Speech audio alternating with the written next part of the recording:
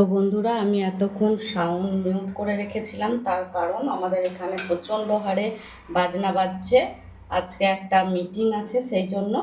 তো আপনারা দেখলেন যে আমি তেলের মধ্যে এই যে শুকনো লঙ্কা, বাদাম সমস্তটাই আগে তেলের মধ্যে ছেড়ে দিয়ে ভেজে নিয়েছি এবং আলুগুলোকে ঝুরঝুরে করে ভেজে নিয়েছি।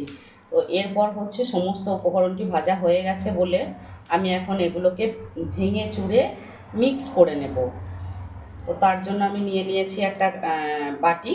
এই বাটিটার মধ্যে এখন এগুলোকে আমি মিক্স করে দেব। এর মধ্যে আমি নুনটা স্কিপ করে গেছি, তার কারণ নুনটা দিয়ে দিলে কিন্তু আলুগুলো চিপসে যেতে পারে। সেই কারণে যখন দরকার তখনই নুনটা নিয়েও খাওয়া যাবে। এটা এইভাবে দীর্ঘদিন রাখা যেতে পারে কোনো জারের মধ্যে ভরে। তো এরপর আমি এগুলোকে এই যে মিক্স করে নিলাম। মিক্স করে নেওয়ার পর আমি একটা জারের মধ্যে এটাকে ভরে রেখে দেব।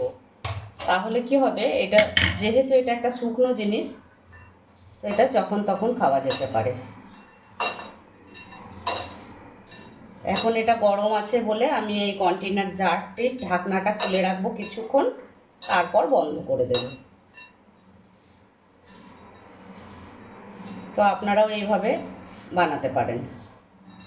হয়ে গেল আমার ঝুরঝুরে আলু ভাজা রেডি। আমি এই যে এই পাত্রটার মধ্যে ভরে দিলাম।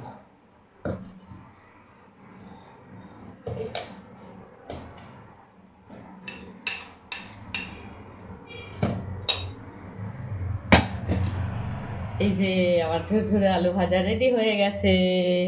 বাই।